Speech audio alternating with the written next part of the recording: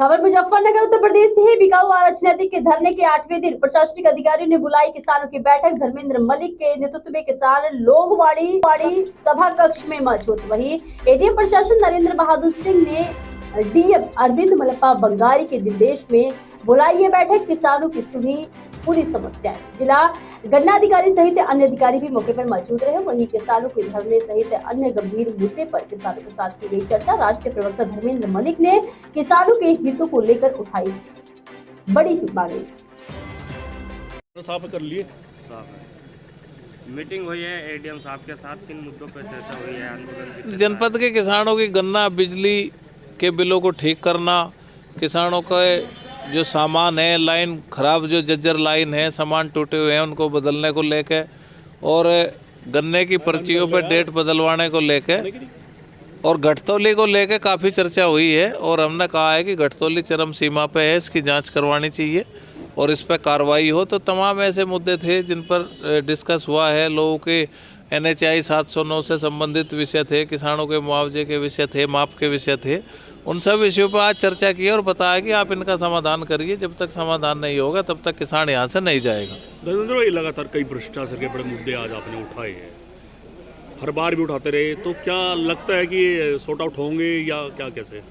नहीं, अधिकारियों के इन मुद्दों को सॉर्ट आउट करना ही चाहिए, इसलिए उठाए जाते हैं। नहीं तो हम अपने तरीके से भी सीधी चोट करने का काम भी करेंगे। भ्रष्टाचार में पकड़ के लोगों को जो है बेनकाब करेंगे और पुलिस को और अधिकारियों को सौंपेंगे अगर ये काम नहीं करेंगे। एक आपने कहा कि हमारा कोई भी अगर पदाधिकारी किस तरह की कोई डिमांड करता है तो आप हमें बताओ, हम कार्रवाई करेंगे। नहीं, हमारा सभी संगठनों के लिए है और अपने पे सबसे पहले लागू करना पड़ता है कि हमारा करैक्टर ठीक होगा तो दूसरे का भी ठीक होगा। कि सिफारिश में ये नहीं देखना चाहिए कि आपका पक्ष कौन है। सिफारिश लड़ाई जो है न्याय और अन्याय की होनी चाहिए। तो अगर हमारा कोई पदाधिकारी भी ये कहे कि इसके साथ अन्याय कर दो तो अन्याय नहीं होना चाहिए और हम उसके पक्षधर नहीं है। अगर हमें कोई ऐसी शिकायत मिलेगी तो हम उस पर कार्रवाई भी करेंगे। अब धरना चलेगा या धरना अभी चलता रहेगा। आपने CSR फंड को लेकर कहा है जी। मिल के CSR फंड में किस तरह का घोटाला है? नहीं, देखिए, CSR फंड में ये होता है कि जो फैक्ट्री जिस क्षेत्र में होती है उसके उत्थान के लिए कुछ काम करना पड़ता है, उनकी ड्यूटी होती है।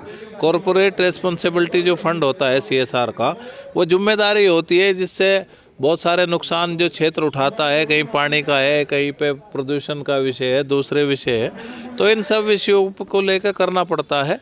तो CSR के पैसे से कोई काम नहीं हो रहा, तो हम चाहते हैं कि इस जनपद में जिसका भी CSR का पैसा हो वो गांव में लाइब्रेरी और शिक्षा जो हमारे प्राथमिक विद्यालय हैं उनको ठीक करवाने पे खर्च हो। आज किसानों के साथ बैठी हुई है, लगातार 8 दिन से धरना चल रहा है, क्या मांगे थे और क्या निष्कर्ष निकला?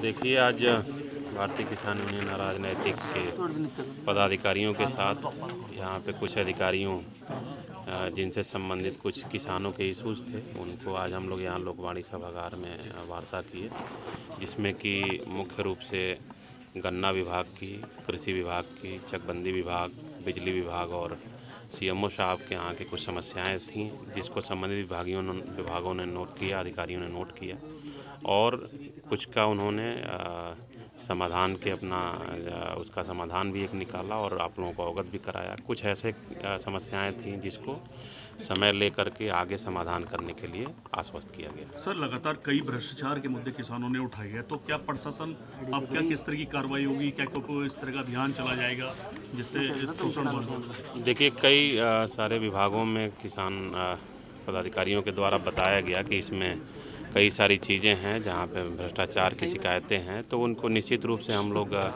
जांच कराएंगे और उसकी गंभीर शिकायतों को देखते हुए जहाँ पर भी सत्यता मिलेगी उस पर कठोर से कठोर कार्रवाई होगी और कोई भी इस तरह का भ्रष्टाचारी किसी भी किसान या किसी भी आम पब्लिक को अगर परेशान करता है तो उसको बिल्कुल भी छोड़ा नहीं जाएगा। सर, अब क्या धरना बस जारी रहेगा या समाप्त? देखिए, मैंने किसान जो संगठन है, पदाधिकारी हैं, उनसे अनुरोध किया है कि इस धरना को समाप्त करें। बाकी आप लोगों से वार्ता चल रही है, जो भी डिसीजन